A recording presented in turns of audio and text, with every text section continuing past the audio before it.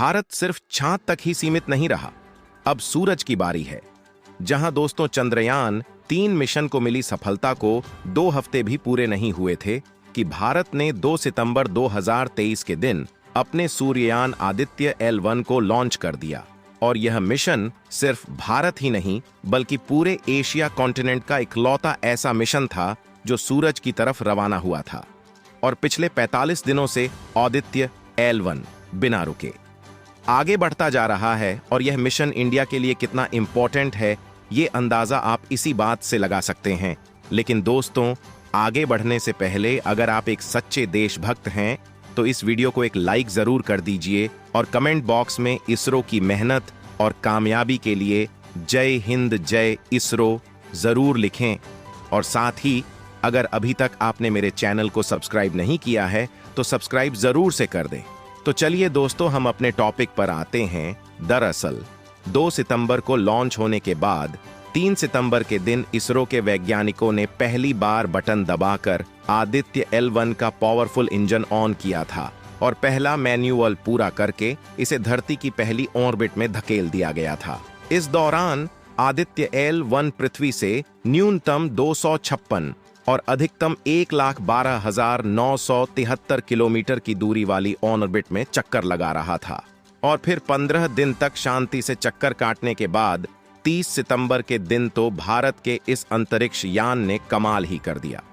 दरअसल उस शाम जैसे ही आदित्य L1 अपनी कक्षा की एनर्जी पॉइंट यानी न्यूनतम 256 किलोमीटर की दूरी पर पहुंचा, तभी इसरो के वैज्ञानिकों ने बटन दबाया और करीब आधे घंटे तक इस शक्तिमान स्पेसक्राफ्ट के इंजन को फायर किया, जिससे इसने अर्थ के IPL ऑफ इन्फ्लुएंस को छोड़कर अपने मंजिल यानी लैग्रेंज पॉइंट 1 की तरफ जाने वाला लंबा गैलेक्टिक हाईवे लिया।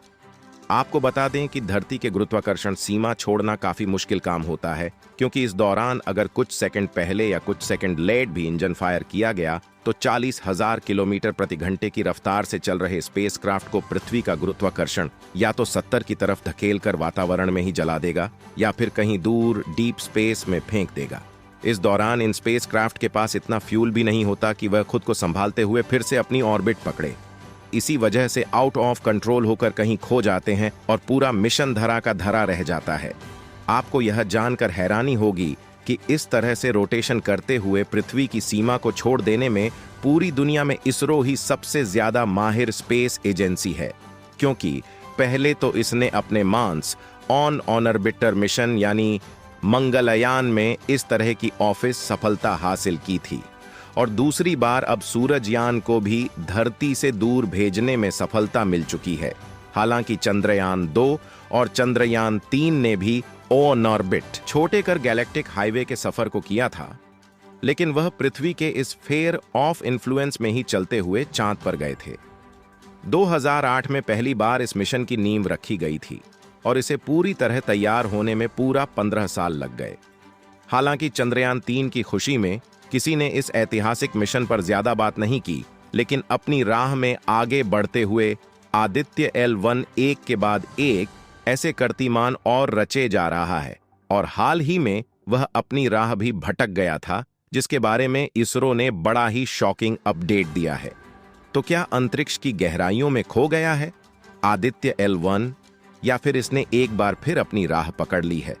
दोस्तों, 2 सितंबर भारत के इतिहास के सबसे ऐतिहासिक दिनों में से एक है, क्योंकि इसी दिन जहां चांद पर प्रज्ञान रोवर ने 100 मीटर का सफर तय करके झंडे गाड़ दिए थे, वहीं धरती पर बैठे इसरो के वैज्ञानिकों ने अपने आज तक के सबसे बड़े स्पेस मिशन आदित्य L1 को लॉन्च कर दिया था, जिसे इस रोक के बाहुबली रॉकेट PS ने अंतरिक्ष में ले जाकर पृथ्वी की 4 किलोमीटर की ऑर्बिट में छोड़ दिया था। और अब आगे का सफर आदित्य L1 को अपने बलबूते पर करना था और यह सफर कोई 2022 दिन का नहीं बल्कि पूरे 109 दिन और करीब 80 लाख किलोमीटर बड़ा था। इसलिए पूरी दुनिया की नजर आदित्य L1 पर टिकी हुई थी, क्योंकि इससे पहले इसरो सिर्फ एक बार मंगलयान मिशन के दौरान ही अपने यान को पृथ्वी से इतना दूर भेज पाई है। जिसके बाद हम एक बड़ी खुशखबरी मिली कि 30 सितंबर के दिन इसरो के वैज्ञानिक ने कमांड सेंटर में बैठकर एक बटन दबाया, जिससे आदित्य ने अपने इंजन ऑन करके 40,000 किलोमीटर की तेज रफ्तार से पृथ्वी की गोलाई वाली कक्षा छोड़ दी और पौंड पर जाने के लंबे हाईवे को पकड़ लिया। लेकिन वो कहते हैं ना कि ब्रह्मांड पर हमारा बिल्कुल भी कंट्रोल नहीं है और वहां अचानक से मुसीबतें अंतरिक्ष यान के दरवाजे पर दस्तक दे देती है। ऐसे में इस वर्ड ही सफलता के मिलने के बाद इसरो ने ट्वीट करके बताया कि लॉन्च होने के बाद अब तक आदित्य L1 9.2 लाख किलोमीटर की दूरी तय कर चुका है और अब उसने सूरज की तरफ मौजूद लैंग्रेज पॉइंट 1 की तरफ जाने का पक्का रास्ता पकड़ लिया है। क्या अब आपके दिमाग में यह सवाल आ रहा है कि सूरज यान आखिर सूरज के कितने करीब जाने वाला है और क्या सूरज यान को सूरज जलाकर राख कर सकता है? तो आपको बता दें कि पृथ्वी से करीब 150 मिलियन किलोमीटर की दूरी पर है सूरज और इतना बड़ा लंबा सफर तय करना आसान नहीं है। हालांकि अमेरिकी स्पेस एजेंसी नासा का पार्कर सोलर प्रोब सूर्य से 7 मिलियन किलोमीटर की दूरी तक पहुंच पाया है। भारत की बात करें तो भारत आदित्य L1 को सूर्य के इतना करीब नहीं भेजने वाला है, बल्कि इसरो ने अंतरिक्ष में एक ऐसा पॉइंट ढूंढ निकाला है जिसे हेलो ऑन ऑर्बिट में आदित्य L1 अपने अगले कई साल तक बिना फ्यूल के चक्कर काटता रहेगा और 24 घंटे 365 दिन सूर्य की ऑब्जर्वेशन कर पाएगा।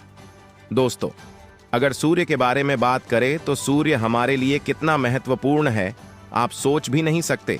वो हमेशा रोशनी और गर्मी देता है जिससे धरती पर रहने के लिए एक सुखद और रोशन जगह बनती है।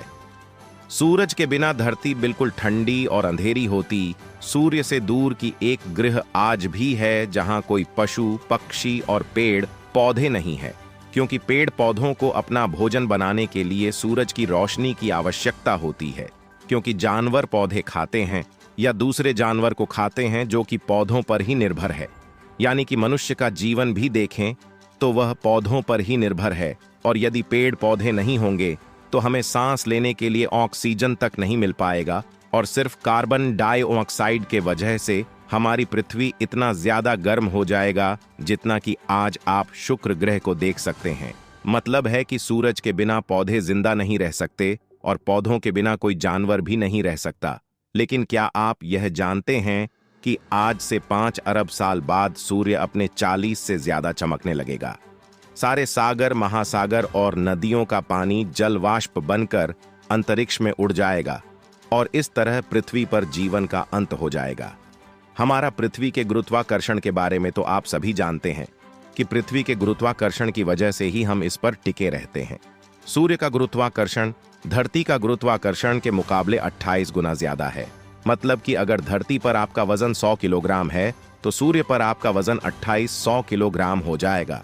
जैसा कि आप जानते हैं, सूर्य के केंद्र का तापमान 15 मिलियन डिग्री सेल्सियस होता है, जो सतह तक आते आते 6000 डिग्री तक पहुंच जाता है। इसके अलावा सोलर स्टॉर्म यानी कि सौर्य तूफानों की स्टडी करेगा, जिनमें सूर्य अपने आप में से काफी भारी मात्रा में गर्म मटर को रिलीज करता है और यह तूफान अंतरिक्ष में काफी तबाही मचाते हैं। हालांकि पृथ्वी की मैग्नेटिक फील्ड हमें इससे बचा लेती है, लेकिन अगर हमें अंतरिक्ष में जाना है तो इन सौर्य तूफानों के आने का समय और तीव्रता के बारे में जानना बेहद जरूरी है। इस वीडियो को एक लाइक जरूर करें और अपने मित्रों तक इस वीडियो को शेयर करें ताकि उन्हें भी जानकारी मिल सके, और अपने भरोसेमंद चैनल को सब्सक्राइब जरूर करें और बेल आइकन को ऑल पर सिलेक्ट करना बिल्कुल ना भूलें। मिलते हैं किसी और नॉलेजेबल वीडियो के साथ। इस वीडियो को अंत तक देखने के लिए धन्यवाद।